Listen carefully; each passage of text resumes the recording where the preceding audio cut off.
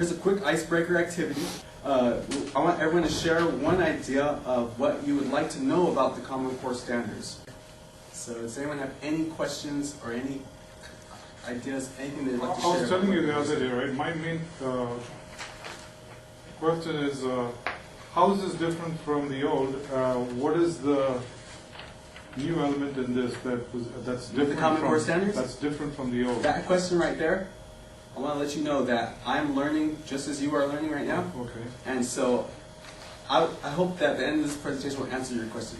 But if not, this is the type of feedback I need to bring back, okay? It's because you guys need to be clear on all these questions that you have. So any other questions like this, please submit all types of feedback with regards to these Common Core standards and what we have to do here at the school. And I will do what I can. I'll do all the research I can. I'll share it with the other team members, and we will come back to you with that information, okay?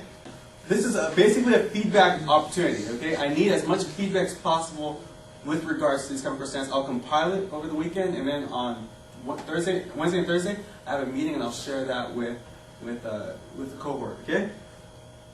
So that's really quick. Here's more information about the who. That might answer a few of your questions, okay? Next slide. So, and then the why. Okay, if you're not clear about that already, here's the why. What else? So,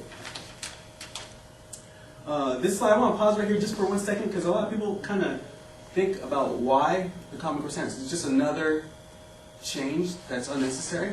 Well, here, look at this statistic right here. Now, these are students with a B grade point average, graduating from high school, and 60% of nearly 40,000 first-time freshmen admitted to the CSU require remedial education in English, mathematics, or both.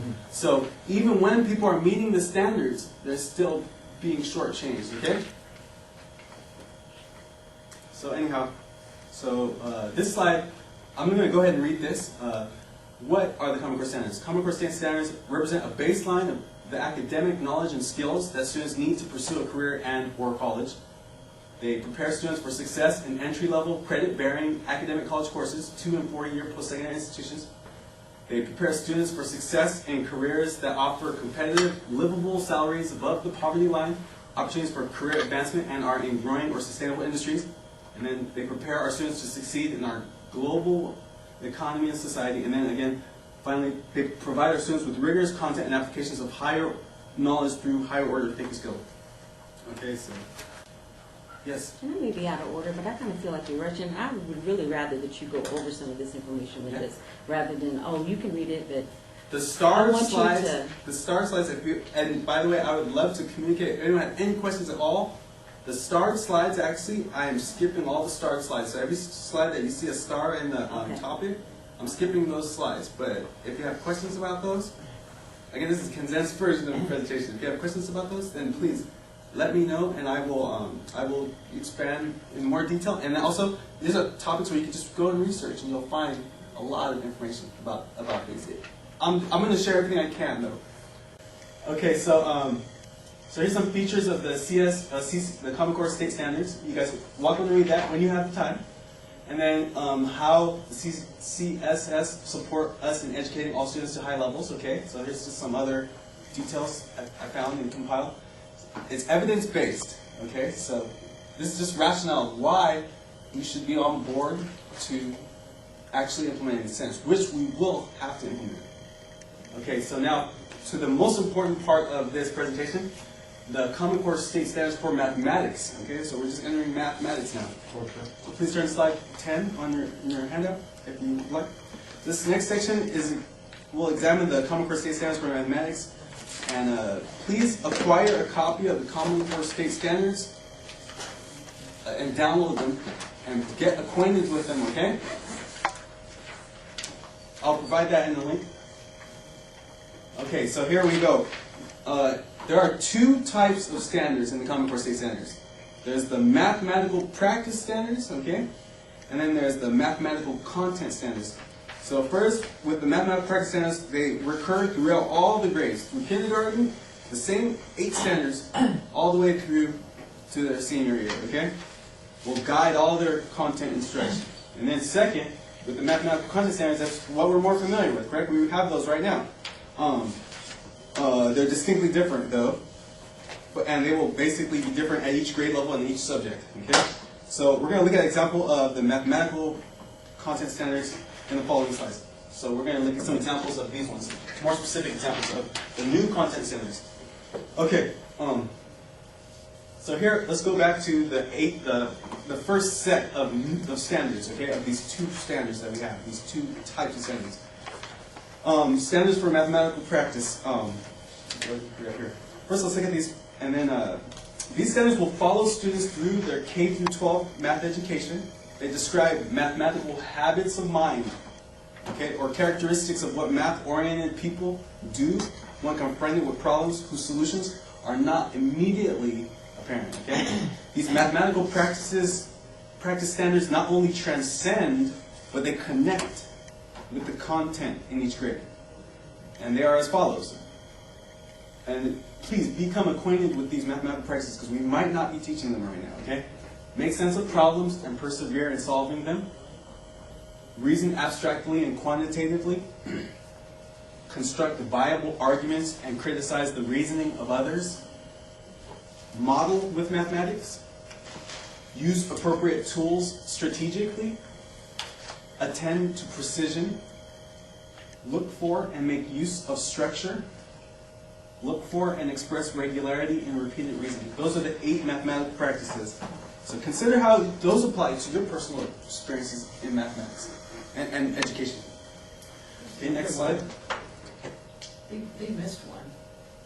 I think people that are mathematically inclined apply math concepts to everyday life. How far are you from home? I'm 25% of the way, to That's home, exactly or whatever, it. or quarter the How do we way. teach that? I try How are we going to. to teach that? I try to use those words when I'm talking to my students. Mm-hmm. Model with mathematics. Model, and I say, are you half done with your work? Are you 1/3 done? Mm-hmm. Trying to get it so they can grasp that concept of fractions or percentages. There you go. And this is what we have to do. Those strategies, that's what I need. I need you to share all your strategies for how we already do this, okay? And ask yourself, keep asking yourself, how are we going to change what we do now so that we can meet these standards? So now let's go to the second type of standards, the grade level standards, the ones that we're more comfortable with, okay? They're broken down by domains and conceptual categories, okay? Pretty much equivalent terms. Domains and conceptual categories are overarching ideas that connect topics across grades, okay? In K through 8 and across subjects, like algebra, geometry, algebra 2, in high school. So they're just overarching topics, domains. They found those connections, boom, and they have them in the standards now. So the grade level standards, K through 8, K through 8 are grade by grade standards organized by domain, and the 9 through 12 are high school standards organized by conceptual categories. So here's a map. You can see this in your notes, basically of the organization of the standards, okay? So here, these are all domains, and then over here, we look at these now as conceptual categories. Some of these are the same, but these are now considered conceptual categories when they get to high school. And under those categories, there's going to be domains, which are just overarching subjects. Can I ask a question? Pretty much our textbooks are going to have to be totally revised and go out the window, and we'll have new textbooks. Well, what I'm seeing here. He's getting that just from the fact that the domains have to go be overarching in all the subjects. I could just give you a quick preview of the algebra, since just for brevity, I'm trying to stay with the presentation, but just a quick preview of what they're going to do with algebra. Algebra, as we know it, it's only going to be 60% within the algebra textbook. Another 30% is going to be geometry. The algebra that's in geometry is going to be in the algebra textbook, and then when you go to geometry, it's going to be like probably maybe 60% geometry and maybe 30% algebra. So the way they're revising the textbooks, they're switching things around in that way. And we'll talk about it right now. I'll talk about how they're trying to narrow it down. They're narrowing it down, and a lot of topics that we teach right now are going to be optional. Okay? So we'll go into that in more detail. I promise. I try not to take too much time. Okay, so here's an overview of K through 8 standards. You're welcome to look at that when you can, please. And then here is how to read the actual standards. I kind of want to spend a second here to go over exactly how to read the standards. So, quick breakdown of how to read standards. Standards are organized under 6 conceptual categories. These conceptual categories are further broken down by domains, and each of these domains contain clusters of related standards. Each of these standards define what students should be able to do. There you go. They should be able to do each of these. Okay? Oh, and by the way, let me just be clear here. The ones with plus signs beside them, those are the advanced route. Okay? These are, we're going to have like 3 tiers. Okay? So in some cases, we don't have to teach certain items. Okay? So it's actually built into the standards what will be optional for, depending on what the track the student will be on. Okay, let's keep moving. Okay, so anyhow, the format of the high school mathematics standards. Gosh. The Common Core State Standard high school math standards are organized in 6 conceptual categories. I just spoke about this. Number and quantity, algebra, functions, modeling, geometry, statistics, probability. These are not the courses. These are like overarching conceptual categories that are going to be permeating all the courses. Okay? So the modeling standards are indicated by a star symbol. This new concept of modeling is going to be embedded in everything. Okay? It's going to be embedded throughout all of the conceptual categories. Okay? Anyhow, and then standards necessary to prepare for advanced courses in mathematics are indicated by a plus symbol. So calculus route, pre-calc route, those are optional basically. And they're going to be indicated by a plus symbol in your standards. Okay, let's keep moving. I'm taking too long, I'm sorry. I'm trying to hurry. Okay, so for the most part, an overview of the high school mathematics standards. Let me just read this really quickly. Apply mathematical ways of thinking to real-world issues and challenges. Develop a depth of understanding and ability to apply mathematics to novel situations, as college students and employees regularly are called to do. Emphasize mathematical modeling. This is a whole new thing, by the way. The use of mathematics and statistics to analyze empirical situations, understand them better, and improve decisions. Identify the mathematics that all students should study in order to be career and college ready. Just look at the modeling one right there. I feel kind of intimidated when I think about that, okay? Because maybe we weren't fully prepared to teach modeling, but we will be prepared, okay? We will be prepared. We're just working on that right now, so we will be prepared. Okay, anyhow, so implementation. This is the next phase of the presentation, and it's going to be really quick. The next phase of the presentation will briefly outline CCSSM implementation. Okay, so here is kind of where we're going with this, okay, right now, right here, right now. 3 key mathematical shifts that we're going to have to do here, and that's why they're giving us a lot of freedom. You know, notice how they're backing away from being strict on the curriculum, correct? On the report writer and all the actual things we assign. We're getting more flexibility in what we assign because we're preparing to make this shift. So 3 key shifts. Focus, strongly where the standards focus.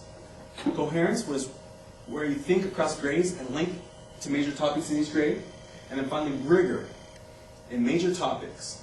Pursue conceptual understanding, procedural skill, and fluency in application. Okay? Generally, we mostly focus on rigor, but here now we will need to focus. We need to emphasize focus and coherence. Big ones that are kind of missing. When I say focus here, let me explain it to you. Shift 1, focus. It's going to counter the mile-wide, inch-deep curriculum that we have right now. Okay? And we're going to, in this focus, we're going to continually return to the organizing principles to structure conceptual ideas. Okay? Let me just be clear here. Like, for instance, in algebra, there's going to be a focus of the whole algebra. One focus. Okay? 1 or 2 focuses at most. And every other topic will link to that focus of the algebra. So you just have to know what the focus is and teach from that perspective of the focus. Okay?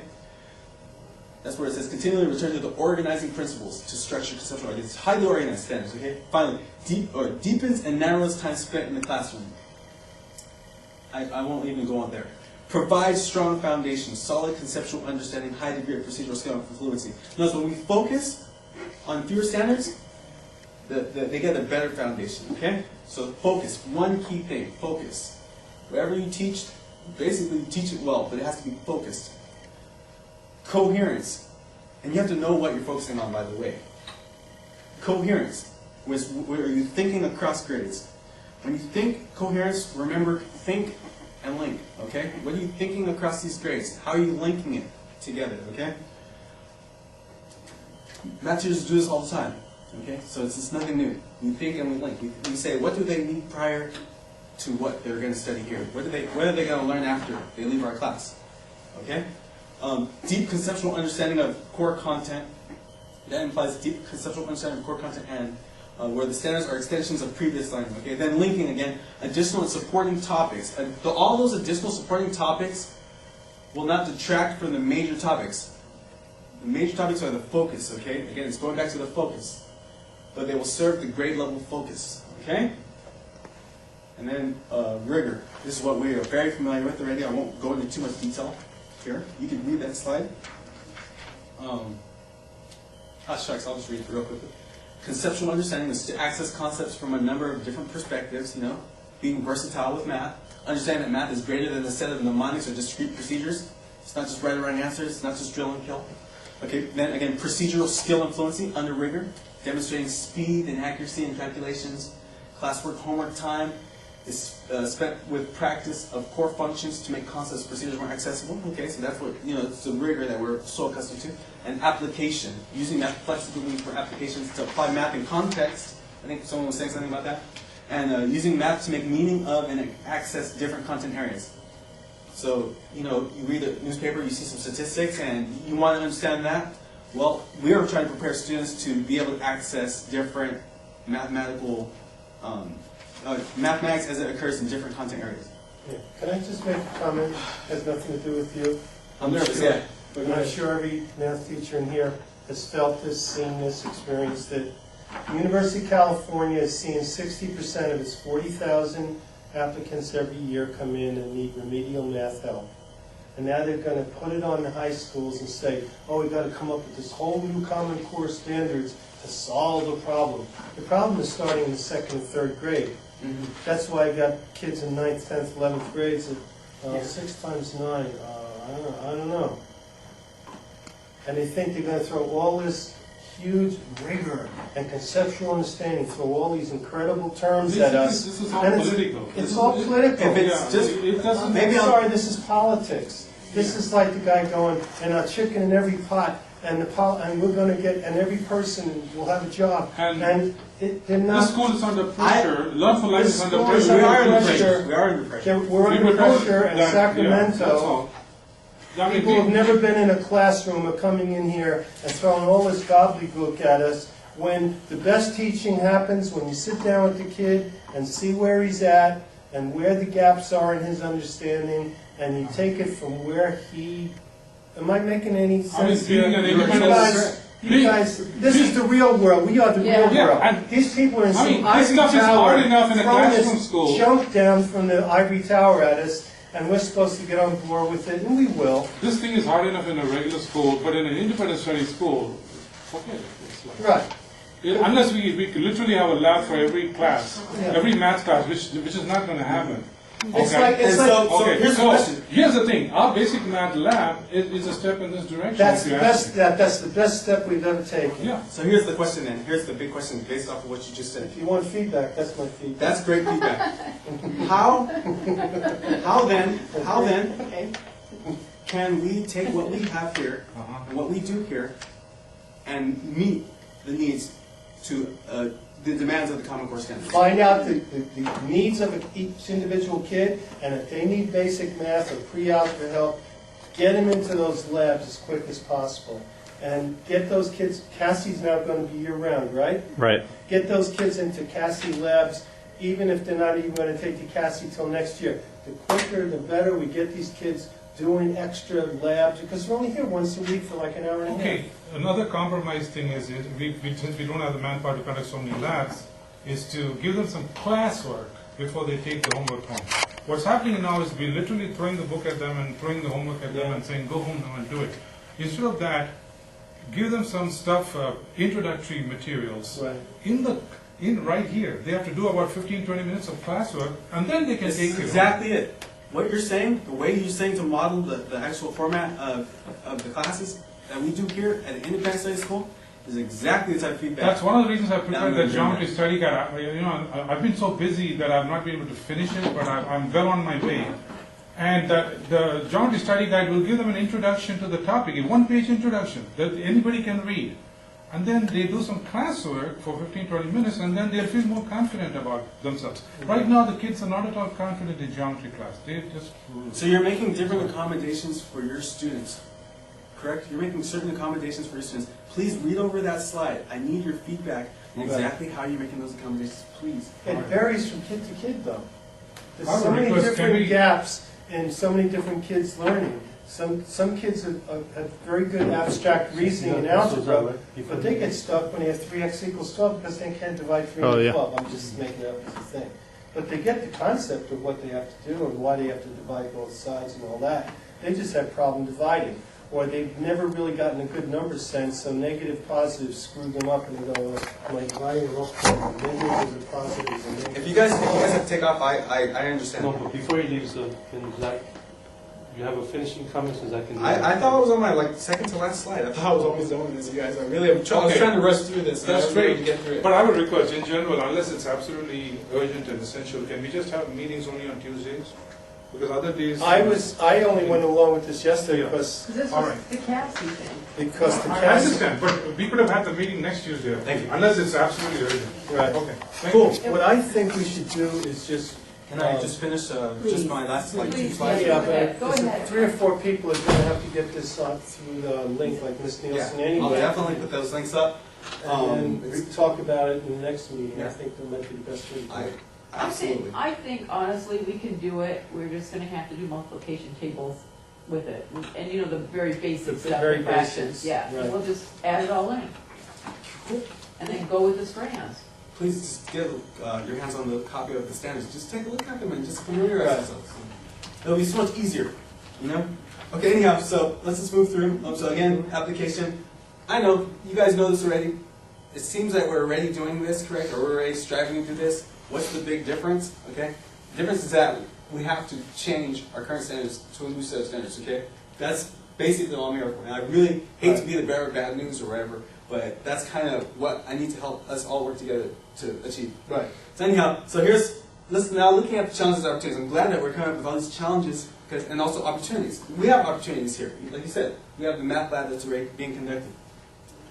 Please conduct some review and research, if necessary, and share your vision of what it will take to accomplish the 3 shifts. Okay, go examine those 3 shifts: focus, coherence, and rigor. Okay, with our existing curriculum in ways that align with the Common Core standards. So everything we do right now, what does it look like when the kids are finally producing this type of work? What is it going to look like? Let's talk about that. Okay. The challenges to our school getting there. Well, we're independent studies, correct? What are some other challenges? I'm sure you guys can produce tons of ideas about what the challenges that we face are, unique challenges that we face. What are some of the opportunities that lay a good foundation for the Common Core standards? We have opportunities. And then finally, early action steps that we can take right away. This is a column right here that I think this column is motivating why Mr. Martin is allowing more freedom in terms of how you're making accommodations for your students. And that brings us to my next slide. What accommodations have you made? Okay, seeing those pitfalls and the shortcomings of our school, being an independent study model, or for whatever